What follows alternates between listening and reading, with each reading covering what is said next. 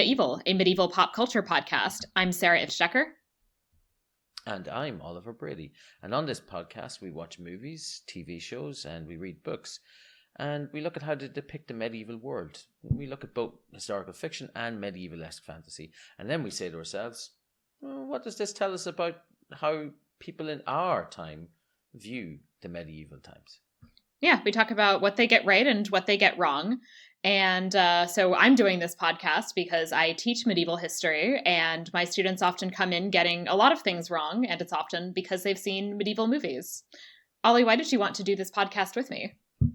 I wanted to do this podcast because Sarah needed somebody to do it. She was like, I need a co-host who's charismatic and entertaining. Exactly. Actually, that's not true. I did it because I like to watch movies where people get stabbed with swords. And by howdy, do we have a movie where people get stabbed with swords today? This is the movie which was recommended by in our last episode by our last guest, Tracy Tanoff. I think recommended might be a stretch as opposed to wanted to hear us talk about it. I don't want to be insulting toward Tracy. I think she recommended it. I'm going to play the audio back right now. Ollie and Sarah, this is the bestest movie I've ever seen. It's better than any Jane Austen adaptation that has ever been done, ever. Poor Tracy. She said it. It wasn't me. It was most definitely her own voice there in that thing. But this movie we're doing is The Three Musketeers from 2011. Sarah, will you tell us who is in this movie? Yeah, so we have Matthew Macfadyen as Athos in perhaps his worst performance that I've seen to date. Logan Lerman is D'Artagnan, a man who I have not seen in anything, and I thank God for that every day. Wait, look, you've never seen Logan Lerman? Yeah. No, I haven't seen him in anything. What's he in? He's Percy Jackson. I've never seen the Percy Jackson movies. You are not missing out. I'm not sure I could handle an entire series of movies that's supposed to be carried by Logan Lerman, based on having seen this. I saw one of those in the cinema. Why? Nieces and nephews. Okay. They were like, let's go to the cinema, Uncle Ollie. And I was like, oh, okay. And then I went down, what's in the cinema? And at the time, it was like Percy Jackson and Sea of Thieves. And then like 4 over 18s movies. I was like, could I get away with taking a 7-year-old and a 9-year-old? Maybe I can. We'll see. But no, I did the dutiful thing and took them to the children's meeting. Is he supposed to be the son of Zeus or something like that? I mean, is he like Perseus? Is that what the deal with this movie is? He's Poseidon's son. Okay. I think that's how. Yeah, it's been a while since I did it, but I think so. There's Poseidon, the Zeus, and Hades are like the 3 rulers of the realms, or whatever it happens to be. Right. And of all of the demigods that exist, Poseidon doesn't have any kids, I think. Or Poseidon. So Incel Poseidon. But it turns out that Percy Jackson is this long-lost kid of Poseidon's. I mean, I could be getting this completely wrong. I'm trying to remember it because it's just, they're not great. I mean, I'm mostly just trying to think about the fact that Greek mythology is a kind of sketchy basis for a children's movie in itself, and that the presumption is, of course, that Poseidon then slept with / if you actually read a lot of Greek mythology, like maybe raped some human woman, and like, what's the deal with all that? I mean, yeah. I'm just thinking back to the like collection of Greek myths that I had as a kid that was written for kids, and that still could not manage to make Greek mythology not super dirty. It's super, like, the stuff is basically creepy. Like, and a lot of times they're animals, like they come down in the form of animals and then seduce women. You're like, why? I don't think women want to sleep with swans. Why? Or cows, though. There's they do something fun with the cow situation in the book Circe, which I recommend. Like, you would recommend it. But anyway, Logan Lerman's in this as D'Artagnan. Now, we've already covered the Three Musketeers in the infinitely better 1993 version, which had also a very bad actor, Chris O'Donnell, playing D'Artagnan. And I remember when we were watching that, we were like, let him die and all this sort of stuff. But deep down, I think he kind of grows on you throughout the movie. I mean, he doesn't. He's a twat, like, but he at least has some form of charm about him. He's a twat, but he's our twat. Yeah, I wanted to kill Logan Lerman from the first second he was on this. Oh screen. God, no, he's the worst. I feel like he barely even deserved let him die. It was just let him just never have existed. I actually genuinely think we went through this movie without a let him die.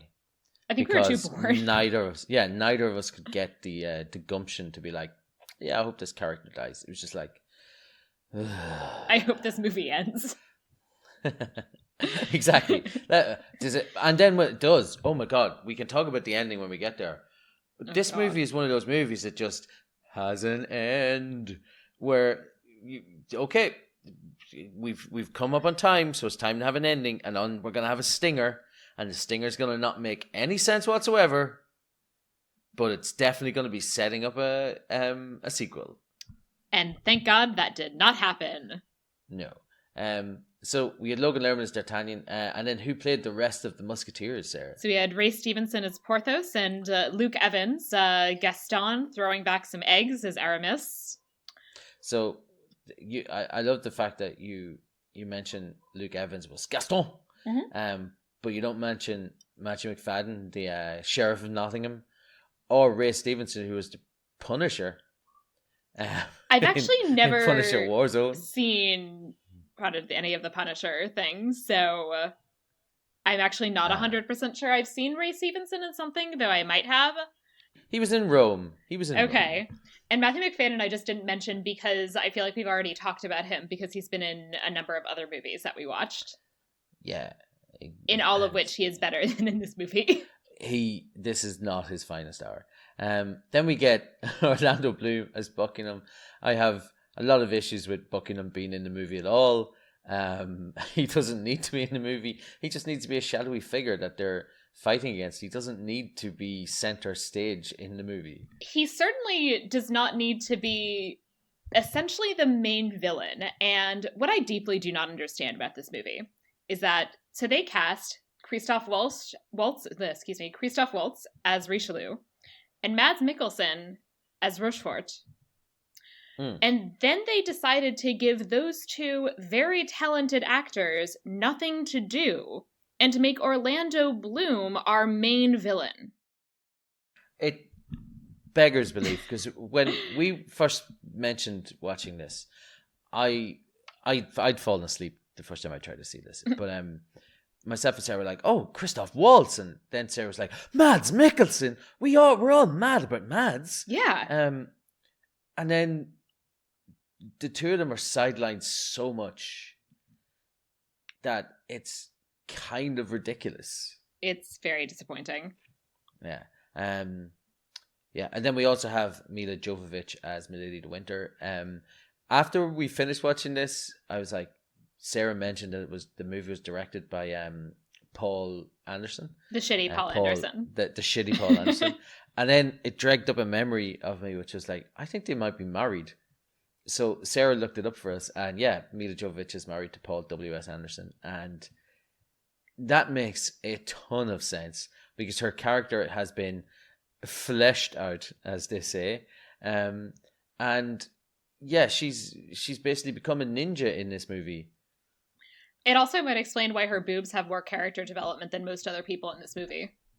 Yeah, definitely than most of the Musketeers anyway. It's, oh God. We're going to get into this in our first section, Enumeratio. But for the listeners, please be prepared for a lot of... also a lot of cursing. Well, the cursing will come from Sarah, of course. I, on the other hand, will not be cursing because I am a man of class and distinction. A real Mads Mikkelsen, if you will. Well, I don't know if any of my students will ever listen to this, but if they do, that will be the greatest difference between this persona on the podcast and my actual teaching persona, will be that I swear a lot more. Well, hopefully you're not talking about this movie while you're doing your course. Hopefully not. So the movie, like all versions of the Three Musketeers, begins in Venice. Clearly. Where the Three Musketeers played, Athos, Porthos, and Aramis, with the help of Milady Winter. They're breaking into Leonardo da Vinci's steampunk vault to steal his steampunk steel airships. That's right, everybody. Just in case we didn't point this out, this is a steampunk movie. Yeah, and also Leonardo da Vinci made designs for steampunk airships. Yeah, I can read the disdain in your voice, Sarah Decker. Are you saying that he didn't? This is Leonardo da Vinci. Yeah, he did not. But anyway, they break into this vault using the special keys that they collected from 3 different people in Venice. Also, whom they murdered. They're just murdering people. Yes. And then Aramis takes the time out to bang a girl on a boat. Yes. How did he have time to do that? I guess he was almost as fast as Chris Pine, but... That's what I'm getting at. He was super, super quick, because the way he said it, she was like, I'm not a lady. And he's like, I've got 5 minutes. I was like, you're breaking into a vault? Do you really have 5 minutes? But okay. Also, that's not saying, I can get it done in 5 minutes. That's not much of a turn on. Yeah, that's pretty much. For the lady, maybe it was her first time.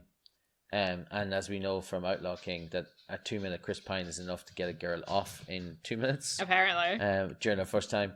But it's just, this is, genuinely, I could probably speak all day about this movie, or this part one scene.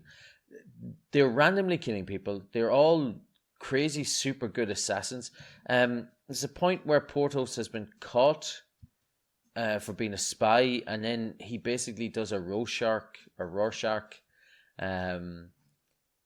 God, why am I pronouncing that so weird? I know that's not how that word is pronounced. God. But he does how he plays a watchman on it, and he's like, "Oh, I let you catch me because," and then he just escapes and starts beating people with he pulls his mounted chains out of the wall and then uses the concrete that they're attached to knock people out with. Yeah, sure, buddy. He also speaks with a French accent. Sarah, would you like to do an impression of his French accent? Vive la France. That's pretty much his accent. He sounds like a depressed middle school student. It is. So it's like, Vive la France. Yeah. Also, Athos is dressed like this steampunk medieval Arab, and I have no idea what they were trying to do with that costume. You mean when he comes up out of the water at the start because he's been breathing underneath the water? Yes, his medieval Arab scuba gear. Yeah, he also throws a knife from underneath the water, which accelerates out and is coming with enough speed to kill somebody. I don't even ever want to get into the physics behind how that would never work.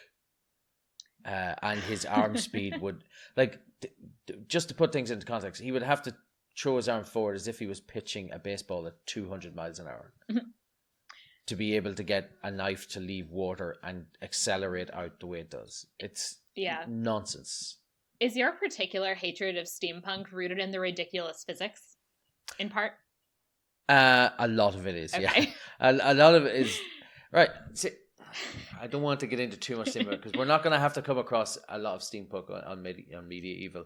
So I try not to come across a lot of steampunk in my entire life. But it's the fact that steampunk people... And people who write about steampunk, just the idea, I get it, I understand. It's like, what happens if we'd have created steam energy a little bit further and we'd been slightly more technologically advanced? I'm like, yeah, this is great. That's fine. I understand this perfectly. But when they fundamentally don't understand that steam wouldn't be able to do 90% of the stuff that they're talking about. It's like, right. I mean, the technology makes no sense. It doesn't look like any technology that has existed ever, and that seems like it might be the case for a reason. But the idea that in a world where you've got airships, you would still be fighting with swords. Like have one or the other, guys. Like don't be mixing up. Don't get me wrong. I love swords. I genuinely do. But come on, like, yeah, just it's just so they get into Leonardo da Vinci's vault and they come across the blueprints for his airship. This wonderful thing, which was several centuries ahead of its time, and they are about to celebrate when Milady de Winter gives them all something to drink, and they all like, yeah, let's toast, and they drink it, and then it turns out that she's drugged them all, and in walks Orlando Bloom as the Duke of Buckingham, and he's like, come with me, Milady de Winter, let's go away, despite the fact that he's playing it very kind of effete, and she's clearly not into him, but it's kind of implied they're together now.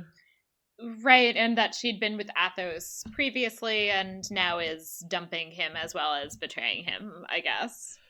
Yeah. I don't know. I really can't muster up caring that much about any of them. Yeah, it's really weird. And then later on, when what actually finally happens to her, what we think finally happens to her, don't forget, people, there's a stinger coming at the end of this movie. But when we think what finally happens to her, like, Athos is like, she did that for me. No, what? No, she didn't. All right, sure, whatever, dude. Also, so when they're drugged, they blur all of the figures, and so to kind of signal that that's what it looks like to them because they're drugged. Mm-hmm. It gave me such a headache. It was really irritating. Yeah, it's a weird effect. But an even bigger headache is what happens next when we skip to a year later and have to see D'Artagnan. D'Artagnan, who is hanging out with his dad, who's still alive in this movie. His dad is telling him, go off and have adventures like I did. I'm played by Dexter Fletcher, who used to be on Grange Hill when I was a kid. But I'm playing your dad. You go off and have fun in Paris. Here's a horse that looks like a cow. Yep. And then on his way to Paris, he runs into Captain Rochefort. Yep. Played by the wonderful Mads Mikkelsen. Mads! I was so excited for like 5 minutes. He's really good at in this first scene. No, he is. Genuinely he is great good in this scene. So Mads insults the horse, which is totally deserved because the horse really does look like a cow. But that's the thing about it. He's not even insulting the horse. Like, D'Artagnan pulls up just outside of Paris, comes to the stables, and then Mads and his friends are laughing, and then D'Artagnan comes over and goes, what are you laughing at? And he's like, oh, my friends and I were debating whether or not that was a horse or a cow. It's a black and white, it looks like a Frisian cow. Yeah, no, it totally looked like a cow. Well, I've grown up with horses. My uncle was a horse trainer. I spent many, many years hanging out with horses and cleaning up after them in stables and stuff. I've never seen a horse that looks like that. I'm not saying that horses don't look like that, but it genuinely looks like somebody painted a horse to look like a cow. Oh yeah, it's a weird looking horse. Yeah. And then Rochefort's like, yeah, we thought it was a cow.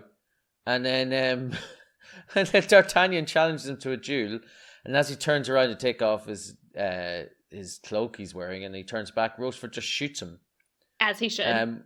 Which is pretty cool. Like, it's pretty badass as well, because as we find out later on, Rochefort is a ridiculously good swordsman. He could have had a duel with him. He was just like, no, why would I? You're not worth my time, which is badass. Yeah, which is very, very badass. But Milady de Winter just happens to come by at this particular time. Because why not? Looks out through the thing. She's like, oh no, he's too pretty to kill. Please let him live. And then Rochefort's like, all right, whatever. Yeah, Logan Lerman is not pretty enough to justify that. Yeah, he's not. He's got this weird haircut. He looks like a boy band member from the 80s. God, I hate this movie. So bad. So, D'Artagnan gets to Paris, separately encounters all of the Three Musketeers, and all of them end up challenging one another to a duel, mostly because he's an asshole. But in all three cases, I think it is because he's an asshole. Like, there's no... with the exception of Porthos, like, for example, right, so he runs afoul of Athos because he runs into him on the street. Right. And then Athos and like refuses to apologize, pretty much. Yeah, just apologize. All you have to say is sorry, because it's clearly D'Artagnan's fault. He runs straight into him because he's chasing after Rochefort, even though he's just been shot in the arm. He is coming past Porthos, and he thinks he's doing Porthos a favor because he hands him back like Porthos was having a woman pay for something for him. And Porthos is being a bit of a tit, but D'Artagnan could have walked off like 3 or 4 times, but he escalates it to duel level. And then with Aramis is working and cites him because his horse crapped on the street. So essentially he gives him a parking ticket, which is apparently what the Musketeers are doing in this movie. Yeah, because they've been, I think that's the idea, is that they're being minimized to the point where they're just filling in as like town watchmen kind of thing. Right. Because Richelieu is taking over looking after the king. And it's nonsense. Because D'Artagnan is like, oh, you've given me a ticket. I'm going to meet you at 2:00 in the old yard, and we will have ourselves a fight. And like, I'm thinking, like, what does he think's going to happen if he stabs the guy who gave him the ticket? He's not going to have to pay his fine. I'm pretty sure under U.S. law that's how it works. Oh well, in that case, if I'm in the States at any stage this year, I'm going to just make sure that I'm going to park wherever I want and then challenge people to duel. Oh wait, no, Americans all have guns. No. Yeah, I wouldn't challenge anyone to a duel, but I mean, just keep in mind that I'm pretty sure the ticket does go away if you murder the person who gave it to you. Oh, and this leads to... It's 100% my least favorite bit of this movie. He meets the three of them, and Athos goes, I'm Athos, this is Porthos, and this is Aramis. And D'Artagnan goes, oh, you're the Three Musketeers. Hey, that's the name of this movie. You're like, what? They're not the Three Musketeers. They are Three Musketeers, yeah, sure. Right, it's not like that's like a name that they are known as. It's just absolute nonsense. And then Richelieu's guards show up to arrest him. And we have another scene where I was actively getting angry while I was watching it, because the guards come to arrest him. The Musketeers aren't preparing to defend themselves. I don't think they're going to go quietly or easily, but they are getting arrested because they should have given up their stuff with the rest of the Musketeers. Right. And they're just kind of standing there. They're not doing anything. And then D'Artagnan starts killing people. Yeah. Like, he has no reason to do this except for the fact that he recognizes Rochefort. Rochefort comes in and says, I want you guys to lay down your arms or whatever. And then D'Artagnan just starts attacking the Cardinal's guards. He's fighting like 7 and 8 people at a single time. This could be just my own personal thing. I hate movies where people fight more than, like, if you're fighting more than 2 or 3 guys in at a time, you're not winning the fight, and you're definitely not coming out of it without a scratch, right? Yeah. So things like Kill Bill, where she fights the crazy 88s and stuff like this, I hate that. I hate any of those wushu movies where people are fighting 10 and 11 opponents. D'Artagnan basically runs in to attack 40 guards. Right. And at some point the Musketeers start helping him, which honestly they really shouldn't have bothered doing. That, I was saying this to Sarah before, I would have loved if they just walked off. Yeah, that'd have been great. Then we wouldn't have had to watch the rest of this movie. He's distracted us. He's distracted the guards from us. Let's just go out the back way, lads. Yeah. And then the crowd are cheering them on, and Rochefort walks off, and they're like, yeah, let's get this done. Like, we can fight them off. And then they legit end up either, like, they must have killed 20 men. I think it might have been like 40. Cause they definitely beat 40 of them. Yeah. But at least 20 of them are dead. And I don't mean like... Actually dead, yeah. Yeah, they're actually dead because they get stabbed with swords through the chest area. Yeah, like those people are not coming back. And I hate to keep constantly comparing this to the 1993 version. The 1993 version, they fight 6 dudes between the 4 of them, where they fight 1 each, and then Aramis takes the extra 2. Because he's meant to be really good with a sword. That's the whole point. But each of them fights 1 guy each. And then when the other guards show up, they all head off on their horses, and D'Artagnan runs forward and gets knocked out. Right. Like, it makes much more sense. It makes much more sense. Why didn't they, like, this is the thing about movies as well, that everything has to be escalated. So, like, suddenly these guys have to be able to take down 40 men. Like, right. Nonsense. Also, in the middle of this whole thing, D'Artagnan awkwardly flirts with Constance, who basically tells him off on the grounds that, like, basically his flirting is good enough for all the, like, women living out in the sticks in Gascony, but not good enough for the sophisticated Parisian ladies.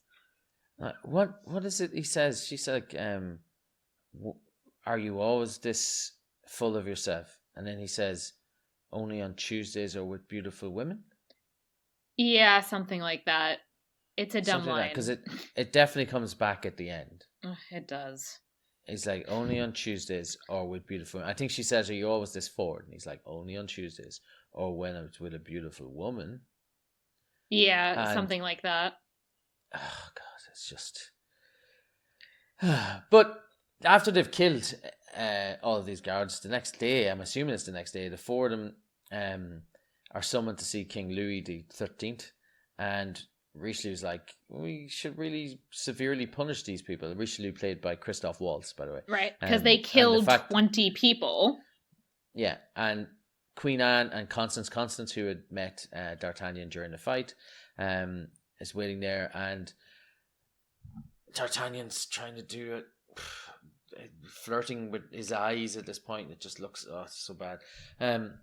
So they get taken in to see the Queen Anne and King Louis, and King Louis looks like he's about to give out to them.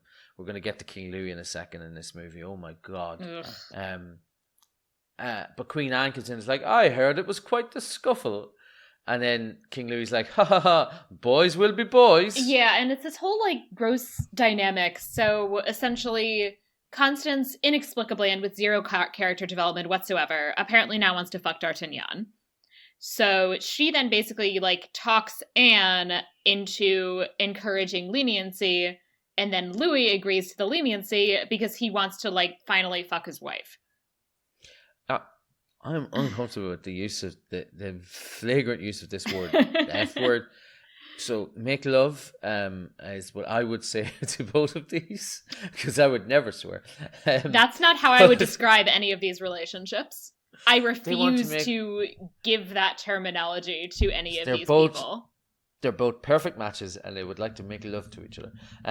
But we have Louis, who is the weakest human being character who's ever been. Yep. Oh my God, it's just I don't get it.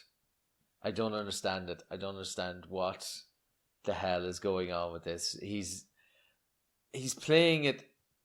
All right, remember we were talking about Braveheart, Sarah, and I was like, Longshanks' kid, and he's played in the most overtly gay way possible. And as you said before, there was historical record that he may have been gay, right?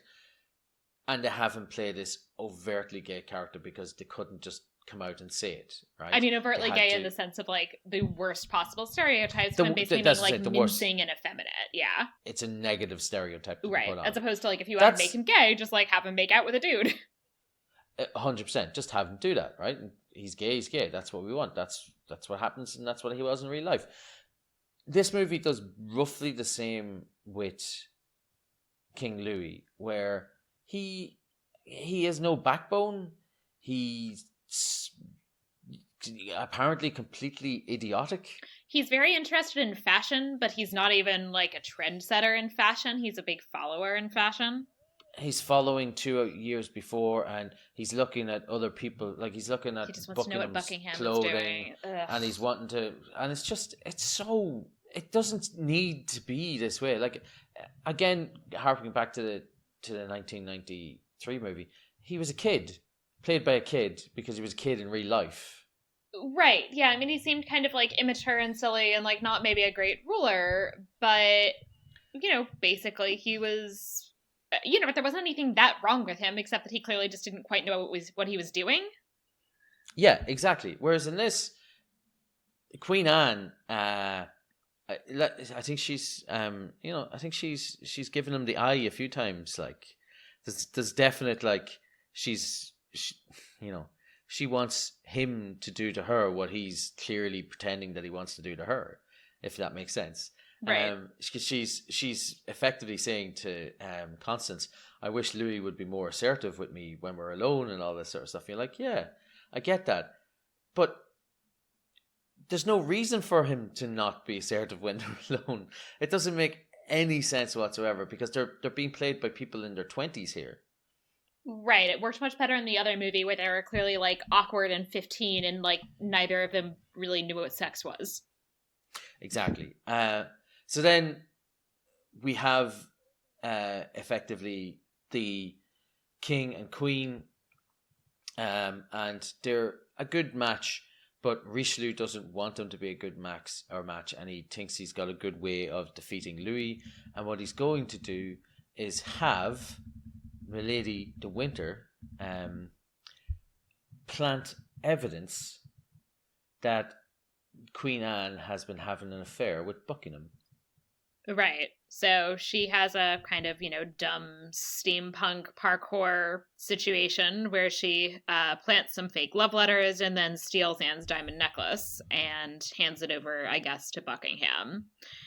And I think the plan is supposed to be that then Louis is going to execute her and declare war on England. And then, apparently, in Richelieu's extremely convoluted plan, all of the French people will say, wait, we don't want to go to war and be led by this beta cuck, so can Richelieu be king now? Yeah, it's super random. Like, also the thing about it is, Richelieu is trying to set up Buckingham, because he wants to bring Buckingham down as well.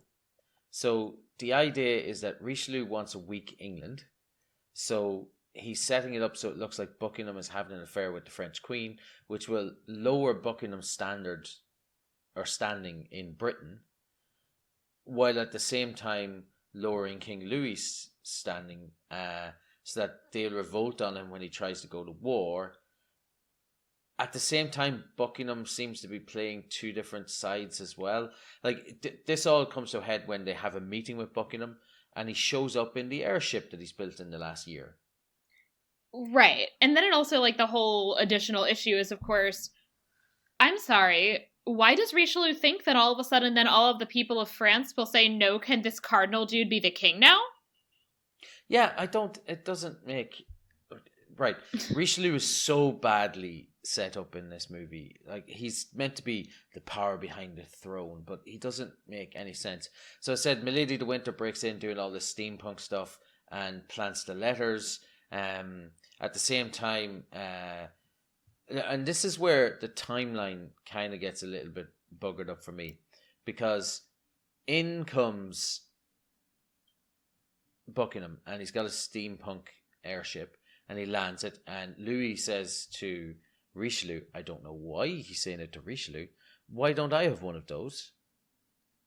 And Rochefort is there as well, and they're like, okay, well, we'll get you one of these. And then he has one by the end of the movie. Right. Like, I don't, like, how quickly did they make this? And not only make it, modify it, because they have a much bigger and stronger one by the end of the year. But we'll get to that later on. Yeah, there's also a whole thing with, so Louis has, I think we kind of hinted at earlier, keeps asking Richelieu, like, oh, what color is Buckingham wearing? And I don't know, I guess they said that Buckingham was wearing green, so Louis is wearing green, and then Buckingham shows up wearing blue and looks at Louis and says, like, oh, your outfit is so retro, and then my eyes rolled back into my head forever. It's so retro. I believe we were all wearing that in London about 18 months ago. It's like, oh, come on. And then he comes up to Queen Anne. He's like, oh, Queen Anne, I'm so delighted to meet you again. And then she's like... I hate this movie. You're like, oh. So then the next day, Louis finds the false letters, and it basically implies that she's given Buckingham this diamond necklace, and that's when Milady de Winter breaks in to steal the diamond necklace. Oh no, sorry. Or she'd already stolen it, but so then she'd already stolen. Because I guess in the fake love letters, then Richelieu also made sure to kind of have a hint in the love letters that Anne had given Buckingham the necklace as a token of her love. So then Richelieu tells Louis, because he knows the diamond necklace is in fact gone, that he should, as to prove whether or not she's having an affair, should tell her, oh, we're having this ball, and you have to wear this necklace at the ball. Good. And the Three Musketeers know that this has been set up, so they're like, we have to go and get the necklace. Because Constance tells them, I want to acknowledge the rare moments in which the three women in this movie do anything. Exactly. So Constance comes in and she's like, oh, but they're trying to set up the Queen and we don't know where it is. And then, so Athos, Porthos, and Aramis are sitting around. They're like, oh, and also we have to introduce James Corden at this point. He's in the movie, just getting shat on by the Three Musketeers who are all dicks to him. Yeah, he's their servant. Yeah. And it's like, we're supposed to like these people who are just being this like huge asshole to this guy that they hired who clearly really admires them. Yeah, and I think it's just playing up the fact that James Corden is an unlikable dude. Oh yeah, I mean, not that he's gone past his welcome like or whatever. James Corden, but I mean, like you could have had Luke Evans play that part, and still have people like if everyone's just crapping on you. Oh god, it's bad. But because they get this thing, they all decide we have to go to London and take back the jewels, which are going to be held where Buckingham keeps all of his things, in the Tower of London, where he lives apparently. Because he lives in the Tower of London. Sarah, does Buckingham live in the Tower of London? He does not live in the Tower of London. Are you sure? Because this movie would suggest that he lives in the Tower of London. I feel very confident that he did not live in the Tower of London. I also feel very confident that the French did not bomb the Tower of London in the early 17th century. Well, but that's a different story. We're going to get to that in a minute. So they head over there, and Milady is there So Milady gets sent by Richelieu. Now this is where I'm not sure where alliances seem to have changed here, because Richelieu sends her to Buckingham to steal the jewels. Yeah, so I guess she's a double agent who was working with Buckingham, and he thinks she still is, but really she's working for Richelieu. Right. So she goes over there, but they have this bit where Richelieu is basically looking at her boobs, and then he gives her a letter which says that everything you did at Richelieu's orders or whatever. So this is her get out of jail free card, and what I'm thinking is if she gets caught with that by Buckingham, she's going to be killed, because Buckingham thinks that she works for him. Right. Though maybe she's already created a whole story for him, according to which she's pretending to him that she's a triple agent or something. Yeah, I think it's so convoluted. But she goes to Buckingham and she's like, well, if the Three Musketeers come after it, and they will, Buckingham, this is what they will do. And she says that Porthos will try and come in with subterfuge, and Athos will try and sneak his way in, and Aramis will use his God-given agility and acrobatics to get in. So we should ban all of these areas. But the Three Musketeers actually send Logan Lerman in, because he's got none of those skills. Right, so he gets captured immediately, because of course he does. But it turns out that he was meant to get captured, and the whole thing was a decoy, because they knew that Milady knows their style of fighting, and so they did not what she would have expected. Yeah, so they did this they knew Milady was going to be there, and they outsmarted a simple-minded woman like this. So she thought she was smart, but not as smart as these men, Sarah. I mean, women can't be smart. Of course, I think that's what this movie is telling us. So they get there and they capture, and they start bombing Buckingham's Tower of London using his airship, which they'd stolen earlier. At the same time, Milady goes in a runaway, and it turns out that the carriage driver is actually Planchette, who is James Corden, and he basically has her in his in her carriage. And after they blow up the Tower of London, they sneak off in their airship and pick up the carriage, and that's actually a kind of that would be a genuinely funny scene. It could, yeah. I do just want to once again add in, I actually was in the Tower of London about a month ago, and it was not blown up, in fact.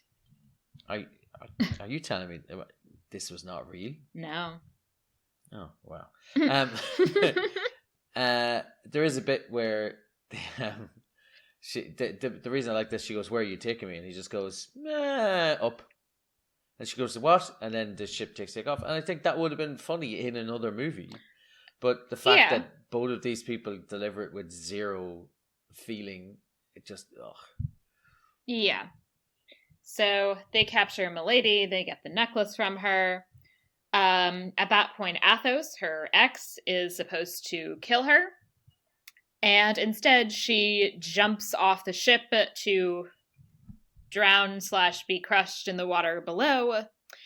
And Athos immediately goes, "Oh, she did that for me," because, God forbid a man ever have to do anything hard. This is just, he's got a, right, so for people who haven't seen this movie, he has a gun pointed at her while she's standing on what would be the plank in a pirate ship, right? So she's effectively walking the plank. He has a gun pointed at her. He cocks it because he's about to pull the trigger. And then she throws herself off backwards. She tells him she loves him, I think, and then throws herself off backwards to fall down into the channel below. And then he turns the other way and she goes, "She did that for me so that I didn't have to kill her." Yeah, fuck that. What? Dude, what are you even talking about? You did kill her. The reason she threw herself off the ship is because you were pointing a gun at her. But, good for you that you now can pretend that you had no responsibility for anything because, again, God forbid a man have to deal with emotions. It's nonsense, right? Now, then we cut back to something which had happened just a few minutes earlier in the movie we didn't talk about, and I didn't figure out why, and I still don't understand the significance of this. At some point, Rochefort captures Constance. She was, I think, disguised as one of the Musketeers to throw them off so they wouldn't know the Musketeers were en route to London. But she comes in and they're like, "Oh, we've got her." And it's like, okay, and sure. Finally, we've got some good news. And he throws out Constance, and then Richelieu smiles, and then it cuts to the next scene where it turns out that even though all of this seems to have happened very, very quickly, Richelieu has built his own airship, which is a bigger and better version of Buckingham's. And they show up and start attacking the Three Musketeers in their airship. This is the Three Musketeers who are suddenly very competent at flying and using the airship that they've never been in before. Apparently, yes. Also, with no plot development whatsoever, D'Artagnan and Constance are apparently deeply and madly in love with one another. Yes, and the reason that I brought up her being captured is that she's suddenly strapped to the masthead of this, and which is like a dumb fucking steampunk skeleton, I want to add. Yeah, sorry, to the figurehead, not to the masthead. And there's no reason for it other than we can get a nice shot of her heaving. Yeah, pretty much. It's really irritating. And then Rochefort stops and they lay out a plank, and he's like, "Come over here, D'Artagnan, with the crown jewels, and what we'll do is we'll swap you for Constance." And they pass on the plank, and he's like, "I love you," and she's like, "I love you." and then she goes on to the ship, and then he goes on to, he's meant to hand the crown jewels to Rochefort, and of course Rochefort just captures him. He's not an idiot. Yeah, There's no reason for this whatsoever, and then he's like, start blowing them up. And it also involves this bit where the Musketeers have a chance to escape, and it just, the Three Musketeers look to D'Artagnan for like to make the decision in this, and they're like, dude, he's like 14. I know. Why are you letting this guy do anything? Just say, yeah, no, fuck off. We're not trading the necklace for the girl. We're going home. We're going home. Good luck. I mean, and like, not that I don't, I don't know, appreciate not just killing women for no reason, but it is like a, battle sequence, and also she and D'Artagnan barely know each other. Yeah. It makes no sense. Then Rochefort and D'Artagnan have a duel. They crash the airship onto the top of Notre Dame, and they have a big fancy duel there where Rochefort kicks his ass, and then inadvertently he knocks D'Artagnan's sword up into the air, and then for some reason doesn't stab him straight away. He just stands there for a second and has enough time for the sword to come up, come back down. D'Artagnan catches it and stabs him. And it's just like, it really is a boo moment. And it's terrible. It's absolutely terrible. The big ship, or this is Buckingham's ship, I think at this point, is the one that's left on top of Notre Dame, and then the rest of them take the other steampunk ship back to, I'm assuming it's the palace. I guess. Is it Palace in Versailles? I don't think it should be, but it is. It's a palace looks like Louis XIV's Versailles. Yeah, it's definitely Versailles, but I'm just trying to think, do they say we're going to Versailles? Oh, I don't remember if they actually say that. It's just clearly what it is. Yeah, but it is what it is, and it should have been where they were going to. But they go to the palace anyway, and they land the airship. Constance sneaks out the back, and she gets the necklace to Anne. So then Anne shows up, and she's wearing the necklace, and then Louis like, oh yeah, I haven't been cuckolded. But I reckon he's been cuckolded a lot. I reckon Anne has been getting it from, like, she's a saucy minx, like, sorry, I don't throw shade her way. I think she's having a great time. I mean, in the book she did. Yeah, exactly. So, it's destroyed the airship, and they're all like, "Hey, Louis, this is what we did. Rochefort's dead. We brought this airship for you." Yeah, we made this airship for you, and also we got it from Richelieu's permission. And they give them Milady's letter, and Richelieu's like, "Oh, I'm not gonna say anything. Better keep my mouth shut or whatever." Because Louis reads out, he's like, "Look what it says, Richelieu. It says." What I did with permission of Richelieu. Thanks a million, Richelieu. You made me an airship. You're the best. And then Richelieu's like, oh yeah. And he says to the Three Musketeers, why don't you join my guard? And? But they're all like, no, bugger off. You're evil. Right off. And then we cut to the stinger scene. And in the stinger scene, we see Milady waking up, and she's on a boat in the ocean, and it turns out that Buckingham is there, and he's like, well, I have to get revenge, Milady. We fished you out when you fell out. You just happened to fall in front of us, even though that timeline makes zero sense. Nope. And also, if she fell, they're clearly 2 miles up in the air. You're falling from there. You're hitting the water. You would be better off hitting concrete. You'd have a better chance of surviving. So she hits the concrete, but somehow, or the water, somehow she manages to survive. And Buckingham's like, "You're with me now, and we're going to battle France." And then it cuts out to show that he's got a massive fleet and about 20 airships. There's also no explanation of the timeline in terms of how long it took to build these airships, but whatever, I guess. And then the song at the end starts playing, and it contains the lyrics, "Traveling at the speed of love." Yeah, there's also something about like the innocent getting old. It's not a very good song. We should play it as the intro music. Oh, we will, Sarah. Yeah, this We will. awful fucking song.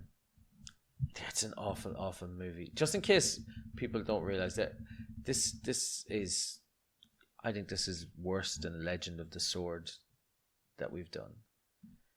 It might be movie. close. I think I might hate it less, but it's worse. It's bad, sir. It's really bad. And also, everything that happens in it is wrong. Oh, we're going to get to that now when we start our new section. I can't even bring it in myself to go, there it falls so. Sarah, can you just tell us about all of the things that this movie got, I was going to say right, but wrong. Yeah, so first of all, there's a lot of things about just the visuals of this movie. Richelieu's guards inexplicably are dressed like weird steampunk faux Templars. The guards of these sort of English guards who are clearly in the Stuart monarchy have uniforms with Tudor roses, so who knows why that's happening. When they're in Venice, the marble striping in the vault is very clearly Tuscan Gothic, and I am unreasonably annoyed about this. No, you say it's unreasonably annoyance. I think it's just the right amount of annoyance. And then we get to Paris. So there's a couple of aerial shots and horrific CGI of Paris. And in all of them, Paris very obviously has this very clean grid system as opposed to a tangle of medieval streets. That is Paris as it looks like by the end of the renovations of Paris under Haussmann, where he basically like bulldozed and destroyed all the nice medieval streets. That began in 1853. Which is after this movie. Yeah. I did not write down the exact date on this, but Notre Dame went through some pretty significant restorations in the 19th century as well. Those restorations included these like bright green statues that are on the roof of Notre Dame, one of which actually depicts the 19th century restorer Viollet-le-Duc. Yeah, they're Sarah running around those. Sarah pointed this out to me. She was like, what the fuck are these statues? And I was going, the statues on top of Notre Dame. She's like, that's the guy who redesigned it in the 19th century. So, because obviously they didn't actually film this on top of Notre Dame, right? So the logic behind this is that they made a set of the top of Notre Dame and then still put in the redone statues from the 19th century. Right, so clearly just nobody even bothered looking up if Notre Dame looked the same way in, 1625-ish, I think is when this movie takes place. I think that's where it's set. Nobody even bothered looking up what Notre Dame or what the city of Paris looked like in that period. Exactly. Now, can you tell us how spot on did they get Louis? Not great. His utter incompetence is vastly exaggerated. And once again, there is the issues you mentioned before. So he is somebody who, according to at least some rumors, might have also had affairs with men. But if you're going to make somebody be gay, just make him be gay. Don't make him this like kind of weak, mincing figure. And also, if they're going to really emphasize how into fashion he is, at least make the dude a fashion icon. Because apparently, this is the man who popularized wigs for men. So at least give him the respect of being a leader in men's fashion. Just for our listeners, Sarah just gave me a very pointed look when she said wigs for men. I feel attacked by that comment. I'm not sure why he said as he squeaked his balding head, but there was a definite knowing look, like a wigs for men, Ollie. I was like, damn. I mean, don't you want those long, curly 17th and 18th century locks? I want to have a wig that is so curly that I could take part in an Irish dancing competition. I'll give you curly hair care tips for your wig. Oh yeah, that's right. You got the natural curls there, Decker. See, some of us were born with the long, silky hair that made a beautiful ponytail in the mid-90s, but that fell out by the time I came around to 2002. So I was born with the hair that looked like a sad cloud when I was in my early teens. But now I know what to do with it. Yeah, she definitely doesn't look like a sad clown now. She definitely does look like a sad clown. So, Sarah, did they blow up England? They did not blow up England. And also, the Duke of Buckingham was not living in the Tower of London, which they bombed to get at him. And also, although he is influential, he's not that influential. There is still a King of England who seems all but irrelevant in this movie, particularly at the end, where the Duke of Buckingham starts a war, I guess, without the apparent consent of the king. It makes no sense to me. I've said before I love Alexander Dumas's books. All right, Count of Monte Cristo might be my favorite book I've ever read. After the Wheel of Time, I'll take it into account. Count of Monte Cristo is great, but it's an amazing book. But oh my god, Buckingham should be the shadowy figure in the background, not doing an awful lot, but like doing a lot, right? This notion that somehow he's running England and is their war leader and can sanction a war, like what?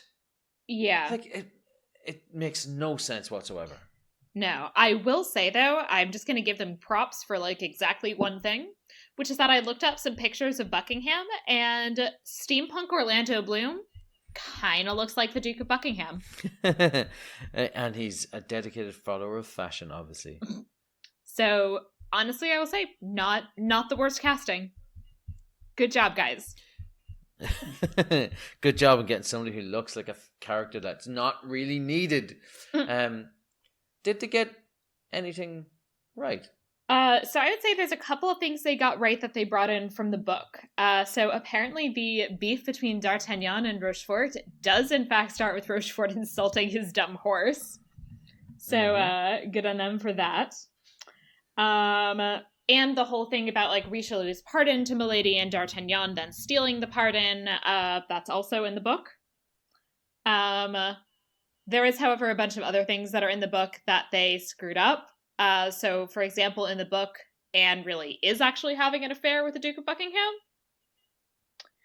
And at the end, so Richelieu actually invites D'Artagnan to join the Musketeers and gives him a letter, and D'Artagnan kind of first tries to give it to Athos and Porthos and Aramis, and they all say no.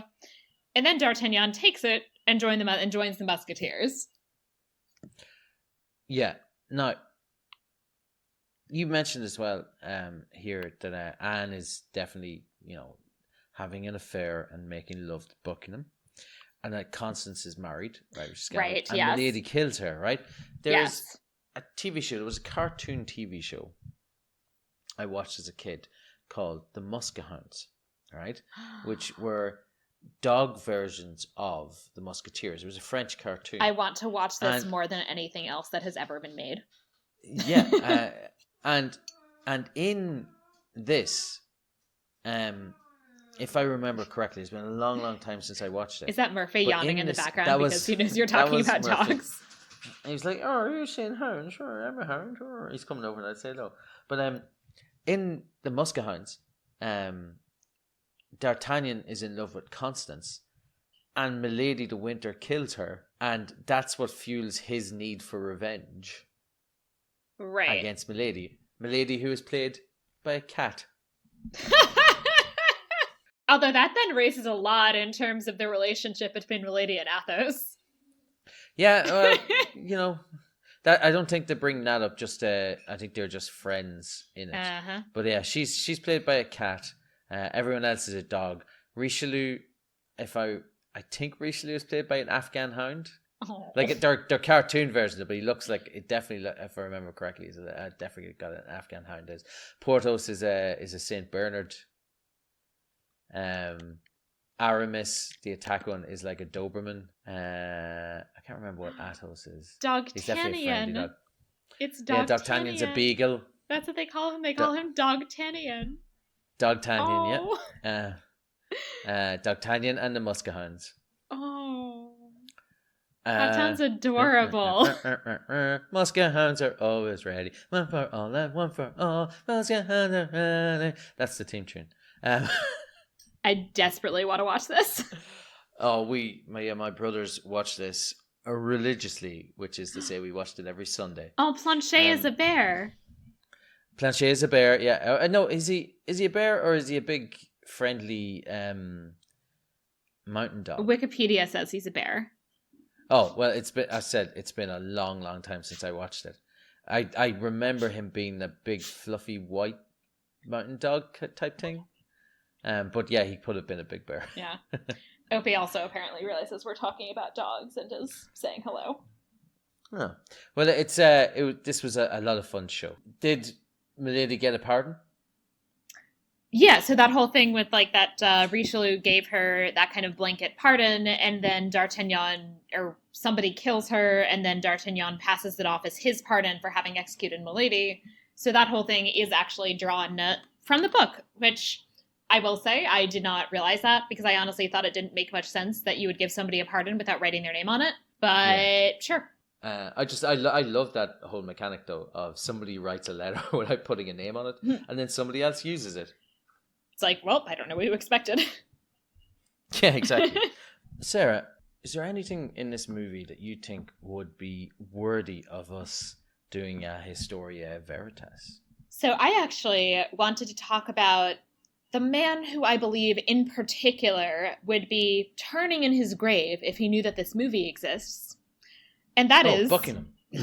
Poor Buckingham. It could have been Buckingham. But I was actually talking about the author of the book The Three Musketeers, Alexandre Dumas. Ooh, so which leads us into our next section. Historia et Veritas. So, first of all... Oh, sorry. Do you also, I was just going to say, I am going to replace these eventually. No. And no matter how many people say, oh yeah, I love it when Ollie sings them. No, it's bad. Anyway, No. Alexandre Dumas. The singing is great, and I am opposed to it ever being replaced. Well, I do all the editing, so. True, I can't technically stop it. I could just voice my displeasure. Alexandre Dumas, tell us all about him.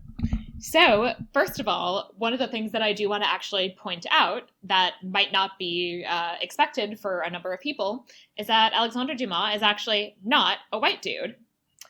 So his father, Thomas Alexandre David de la Pailletterie, was born to a French nobleman stationed in Haiti, and his slave of African descent, Marie Cécette Dumas. And in fact, his name, Dumas, comes from his grandmother, because that's the name that his father ultimately adopted when he kind of had a falling out with his father, Alexandre's grandfather. And it is kind of worth noting that Alexandre himself was very much aware of his own mixed race heritage. He was visibly, not a, 100% white person. And he did apparently face some discrimination as a result. However, he was... I've read every one of his books, and I did not know Alexandre Dumas was not a white guy. Yeah, I feel like most people do not know that. And I don't remember the name of it, but I think there actually is a new book out about his father. And in particular, his father's, experiences as basically a, black or, a black or biracial nobleman in France. It's interesting. Yeah. But he was, however, extremely successful in his life. Impressively, he's actually mostly self-educated. His father died when he was 4, and he seems to have kind of known how to read, and then basically just read a bunch of stuff in the house and also taught himself Spanish. And by his early 20s, managed to obtain a position with Louis Philippe, who he then supported in the Revolution of 1830, and who then became the kind of king in, I think, one of those periods where France had something that sort of looked a little like a constitutional monarchy. My friends who actually do 19th century France will probably be angry at me when they actually hear this, because I'm probably not doing a great job of explaining 19th century France. Yeah. So Dumas started out initially as a very successful playwright and then moved into writing novels, and was really successful even in his lifetime. And already in his lifetime, his novels started to be translated into English, so he was successful not only in France but beyond. However, despite making a ton of money, he seems to have been basically constantly broke because he spent all of his money very fast on dissolute living, including having apparently up to 40 mistresses. Ooh. And had at least 4 different children by 4 different women. Good job, Dumas. Yeah. So he ended up leaving France for a number of years. So Louis Philippe got ousted in the revolt in 1848, and Louis Napoleon Bonaparte, who I think is the original Napoleon's grandson, became the president. And so Dumas fled, which got him kind of away from Louis Napoleon, who didn't like him, and also helped him get out of his crushing debt. And he traveled around Belgium for a bit. He ended up living in Russia for a really long time, and then finally went to Italy for a few years and participated in the Italian unification movement. Oh. Yeah. So, he is an interesting guy who lived a pretty full life. He also at some point started writing travelogues basically toward the end of his life about basically look at these fun things I saw in Russia and Italy. And wrote a lot of really fantastic novels, including this one, of course, and The Man in the Iron Mask. It's sequel, and isn't there one in between, actually? There is, yeah. The Man in the Iron Mask is 25 years after. Yeah, and there's one that's in between. And, of course, Count of Monte Cristo, which is a fantastic novel. He was actually a pretty interesting dude who I think would have hated this movie. One thing about the Count of Monte Cristo is... You said Count of Monte Cristo. I just want to point out. The Count of Monte Cristo. And it's, he's all about that good crisp fry. But the Count of Monte Cristo, there's a long section in the middle of it where it involves people or him describing calisthenics. Uh-huh. It's like, and you need to do your push-ups like this, and you need to do sit-ups like this, and you should stretch. And it's like, when you're reading it, and I find it with a lot of books of this era as well. You get it in Victor Hugo's books as well. I love Victor Hugo's digressions so much. It's like, here's 20 pages about how to eat at a fancy dinner held in a court.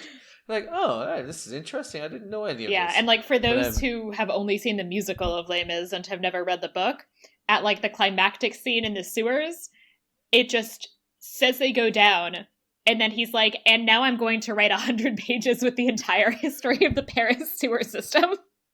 It's a fascinating. It's really interesting. Sewer system. Yeah, but yeah, it's like they go down. Here's 100 pages of the history of the sewer system, and then we get our ending. Right. Okay, that's sweet. Excuse me. So he died in 1870? Yeah, so he died in 1870, having returned to Paris in about 1864. So he did get to spend the last few years of his life back at home in France. And his son is also an author and playwright. When he got back to Paris in 1864, had the Houseman Project started? Yes, it started in 1853, and I think Houseman was in charge of it until, I think actually also about 1870, although there are parts of it that weren't completed until the early 20th century or so. I think also it would have been during his lifetime. It might have been during his lifetime. I'd have to double check. It might be a little bit later that the... No, I think it would have been just around during his lifetime that the Notre Dame restorations began. Perfect. Those would have been in the 1840s. So this leads us into our second last section, Fabula Nostra. This is where we basically come up with a better version of this movie, and in this better version of the movie, we try to come up with something interesting and exciting that might be worth watching rather than this version of the Three Musketeers. So this section is called Fabula Nostra.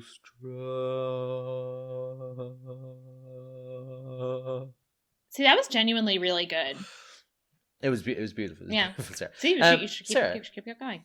No, I'm not gonna do it. Sarah, would you like to tell us what your version of this movie would be? Sure. So I will say I appreciated that they actually gave Milady something to do, because I felt like she got a bit sidelined in the 1993 movie. So I appreciated that she had a bit more to do. I just thought everything about what she did have to do and her whole dumb ninja situation was terrible, and I hated it. And there was also a bit of that like modern feminist in the Middle Ages with her all of a sudden being like, I can fight just as good as these men can. It's like, all right, come on.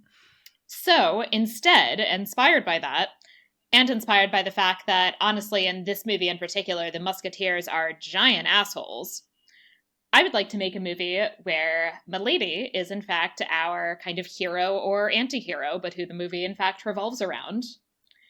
Yeah, this wait, didn't we just already see that movie? No, because she's just going to be the main character. Well, I mean, we saw it in the sense that, she is more compelling and interesting than any of the men, who are terrible. But much more so. This is going to be it's going to be revolving around her, but it's going to be more focused on, the kinds of things that you see in the book, where she really does use her wits and intelligence to make her way in a world where she does honestly get kind of screwed over in part because of her gender. So I would like to cast Charlize Theron as our Milady de Winter. And I also would like to keep Christoph Waltz as Richelieu and Mads Mikkelsen as Rochefort, but actually give them something to do in this movie. As opposed... This sounds excellent. Yeah. And I would like to have Kiefer Sutherland reprise his role as Athos. Oh, will he get that luscious long hair Oh, again? yes, he will. Period costume for you is back, Kiefer. Oh, I bet he loves it. And I am also, however, sticking with my idea from when I cast my alternate Three Musketeers for when we did the 1983 version. I really like my idea of Alden Ehrenreich playing like an asshole D'Artagnan, who would then officially be the main antagonist in this movie. Yeah, I like this. This sounds interesting to me. So what is Charlize Theron as Milady de Winter going to do? So I think I would basically just be focusing on the fact that she's somebody who, both because I think she's originally is born relatively poor, and then because she, I guess like commits a crime, but like her crimes are crimes that honestly a man probably would have gotten away with, that she really does kind of get screwed over. And that she then essentially turns to basically being a kind of spy, essentially, just as a way to actually get by. And so it's going to be very focused on the fact that like that is the basis for her decision making. And is also actually going to be focused on the fact that she really has every reason to really hate Athos. Because Athos, I mean, even in the book, it's actually pretty clear. So Athos finds out that she has a criminal past that she hadn't told him about, and immediately executes her. And I guess he just like did a shitty job of it, and she was fine. But like he's the worst, and it's not like he like hears her out and tries to like let her give her side of the story or anything like that. And sorry, that is my dog and her lovely new lamb squeak toy in the background. Yeah, she's killing that lamb. It's great. Yeah, this is the lamb that she killed the one that she had before because it's her favorite. And then I had to buy a new one on Amazon, and Amazon would only let me buy 3 at a time, which I decided I might as well just go ahead and do. I think that's a well looked after doggy. So she's very happy. So apologies for the squeaking in the background. That's okay. Your movie sounds great, Sarah. I genuinely would watch this. Thank you. So what movie would you like to do inspired by the Three Musketeers? Is it a steampunk movie?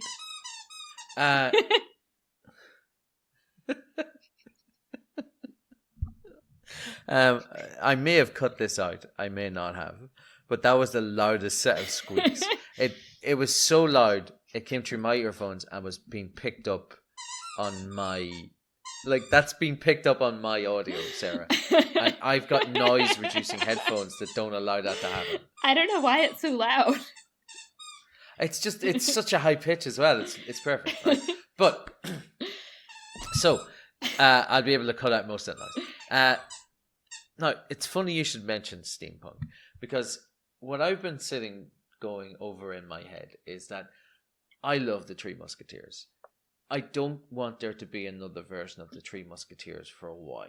So, I'm going to take the idea of medieval early modern setting plus steampunk. Sorry, it's so loud. And I am going to use that idea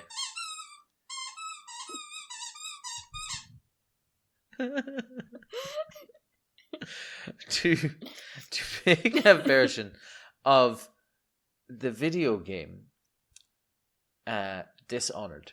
Okay. Right?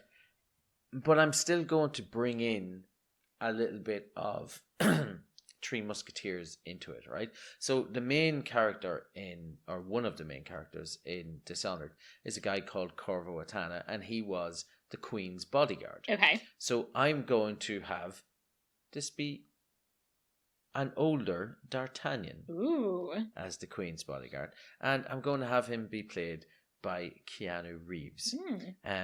Keanu Reeves in his gives no fucks, I am now a swordsman and also good with guns and stuff, because he's got a mini crossbow. He's also got a steampunk mask, which means that he's able to see like through walls and stuff. So is this like steampunk Three Musketeers / John Wick? It's like steampunk Three Musketeers / John Wick, which is basically what Dishonored is, right? Okay. So his job is to guard the Queen. The Queen I'm going to have played in this by, and I think we're going to bring back the Queen from the original 1993 version of the movies. The ever lovely, oh God, why have I forgotten her name? It was Gabrielle Anwar, right? Gabrielle Anwar, it is. Yeah, I can't believe I forgot Gabrielle Anwar. I had such a crush on her kid. She'd be so I'm bringing offended. in Gabrielle Anwar, and she gets killed at the beginning by, and in my version of this, it's going to be killed by Rochefort. She gets killed by another assassin in the game, but I'm going to have her be killed by Rochefort, just brutally killed, and they're going to set up D'Artagnan. Now, my Rochefort is not going to be Mads Mikkelsen, even though he is a super cool guy. I'm going to have my Rochefort be a slightly younger man, and I'm going to have him be played by Chris Evans. Ooh. Because I want people to actually like my version of Rochefort. So it's going to be played by Chris Evans, and he's going to be doing like an evil kind of sneer about him. And then did you see Scott Pilgrim versus the World? I did. Yeah, that's exactly the Chris Evans I'm thinking of. All right, so he's going to be Rochefort, and he's going to kill them. And there's also a church thing. They're called the Rectifiers. And their leader is going to be Richelieu. Ooh. And I'm going to have that Richelieu. It's tempting to go with Christoph Waltz. He's good. But I'm going to replace him with Leonardo DiCaprio. Because I just think that he could do a very good, charismatic Richelieu. Interesting. Which is what he would need to be. And it's then going to be up to Keanu Reeves to enlist the Three Musketeers to go and help him exact revenge on Richelieu and Rochefort.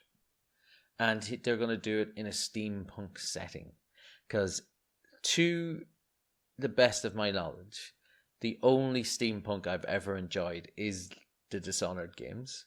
Okay. So if I'm going to do a steampunk, I'm going to marry the two. So it's going to be a version of the Three Musketeers, which is set in basically the Dishonored world, and it's going to follow the structure of the Dishonored game, maybe without the whole talking to the outsider who effectively is a trickster god. We don't need to have that into it. And And just to round them out, I might as well have Athos be played by Chris Hemsworth, because I can't. It's very hard to go a movie without having myself a Hems in there. It's true. So so that's it. That's what I do. It's going to be a mixture of the Three Musketeers and the video game Dishonored. So it's going to be steampunk, but it's also going to have swords, and it's going to be very, very good. And I'm gonna change my casting. I'm going to have Willem Dafoe play Richelieu. Ooh, I like that. Yeah, I think that's what I'll go with. Yeah. I'm still going to keep Chris Evans, but I'm going to have Willem Dafoe as Richelieu. Nice. And then Leonardo, because I just think Leonardo DiCaprio would probably cost me too much to make this movie. That's true. Yeah. And that's what I go with. Awesome. That sounds good. I would definitely watch that. That sounds way better than this movie. Fingers crossed it would be. The video game is very, very fun. Awesome. That leads us on to our last section, where we give our summation of the movie, and what we like to call Estimatio, where we give it a rating from 1 to 5. I will go first this time, Sarah, because I'm always leaving it to you to go first. So I'm going to give this a 1 out of 5. I'm not going to give it anything lower than a 1 out of 5 because we only get one movie that fits that, and this is not as bad as In the Name of the King. I mean, it is bad. It is real bad, but that movie literally makes no sense. So I'm going to say that this is 1 out of 5. It's got some good actors in it. It's filling out and doing one of the a functionally perfect story, and they decided to slap steampunk on it in a half-assed way. So yeah, it's bad. I can't get the idea behind anybody actually enjoying this movie. Like, sometimes when you talk about movies, it's like, it's okay to like a movie.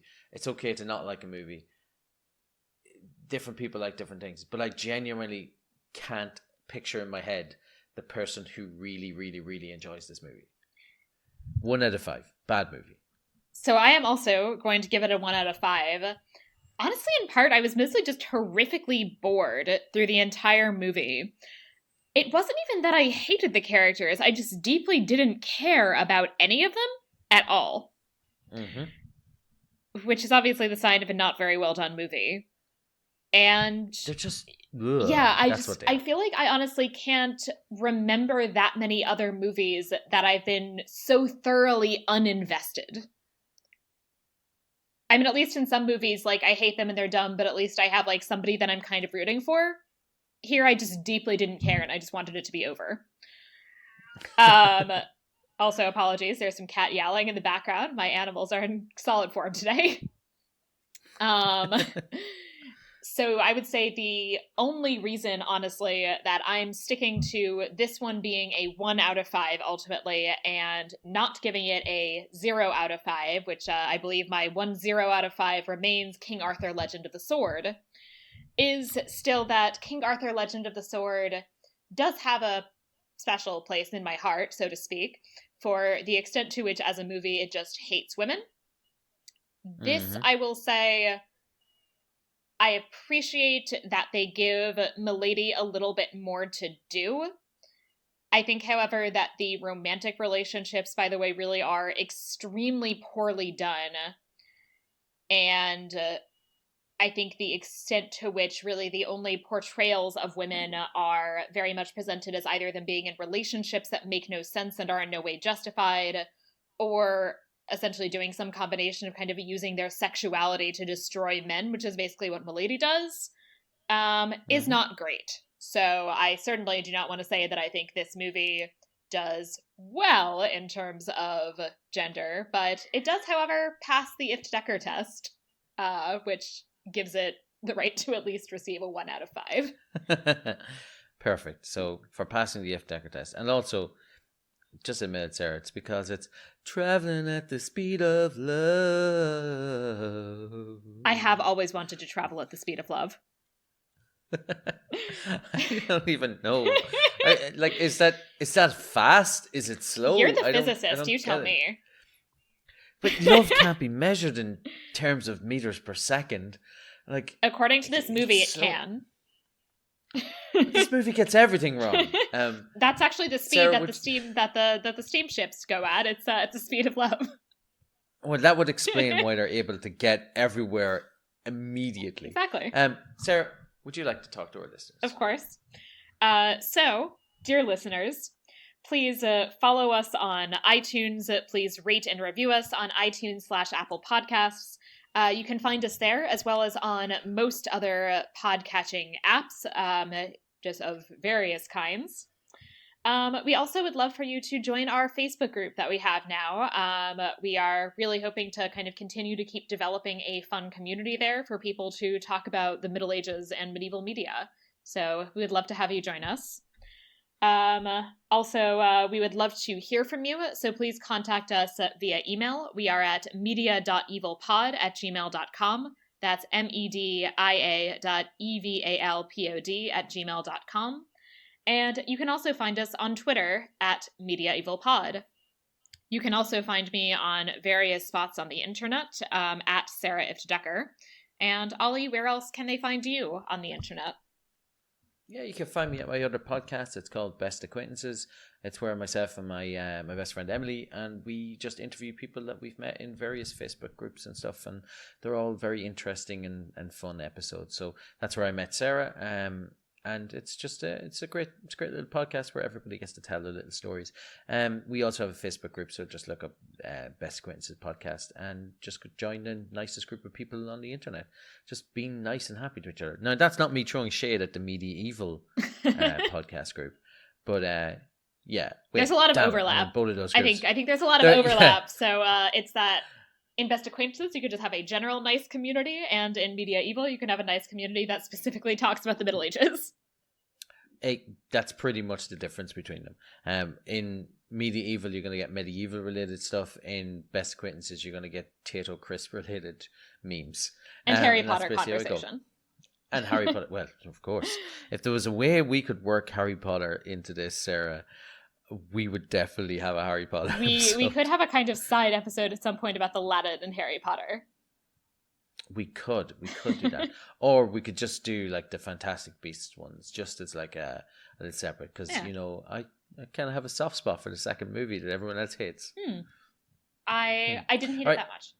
Anyway. Oh, Sarah, what movie will we do next week? So not that we've actually discussed this, but inspired by Orlando Bloom being in this movie, I wonder if it might be a good time to do Kingdom of Heaven. You're right. We should do The Hobbit. Orlando. Would you like to finally do Kingdom of Heaven? Yeah, let's do Kingdom of Heaven. Okay, so everybody, you heard it here. We are doing Kingdom of Heaven next week. I want to do the first Hobbit movie, but as you could hear, Sarah, she has insisted she watches her favorite movie in much the same way that this movie we did today was Tracy Tanoff's favorite movie. We're going to be doing Kingdom of Heaven next week. We could do The Hobbit the following week and just have like an Orlando Bloom Film Festival. Oh my God, let's do an Orlando Bloom week. Orlando Bloom Sarah, month. Blooms. Orlando Blooms month, yeah. Brill. Sarah, this was an absolute pleasure as always. And I look forward to watching Kingdom of Heaven with you sometime in the next week. You too, and yeah, very excited to get to watch Kingdom of Heaven again and to talk to you next week. All right, bye, everybody. Bye.